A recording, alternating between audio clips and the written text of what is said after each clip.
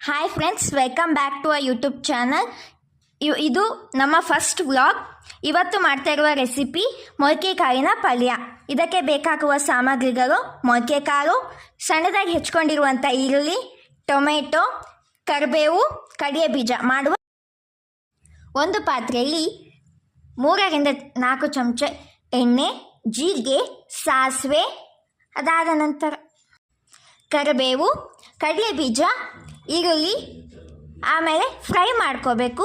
ಅದಾದ ನಂತರ ಹೆಚ್ಚಿಟ್ಟಿರುವ ಟೊಮೆಟೊ, ಆಮೇಲೆ ಫ್ರೈ ಮಾಡ್ಕೋಬೇಕು 2 ನಿಮಿಷ.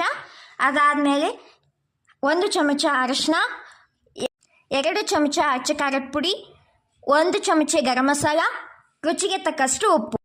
ಇವಾಗ ಅರ್ಧ ಗ್ಲಾಸ್ ನೀರನ್ನು ಹಾಕಿ ಆಮೇಲೆ ಮೊಳಕೆ ಕಾಳು, ಅದಾದ ನಂತರ ಒಂದಿಷ್ಟು ಮತ್ತೆ ನೀರನ್ನು ಹಾಕಿ ಬೇಯಲು ಬಿಡಿ.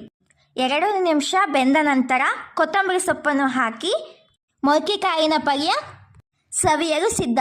ನಿಮಗೆ ಈ ವಿಡಿಯೋ ಇಷ್ಟ ಆದಲ್ಲಿ ಲೈಕ್, ಶೇರ್, ಕಮೆಂಟ್ ಹಾಗೂ ಸಬ್ಸ್ಕ್ರೈಬ್ ಟು ಅವರ್ @ಅನ್ನಪೂರ್ಣ SK5926. Thank you.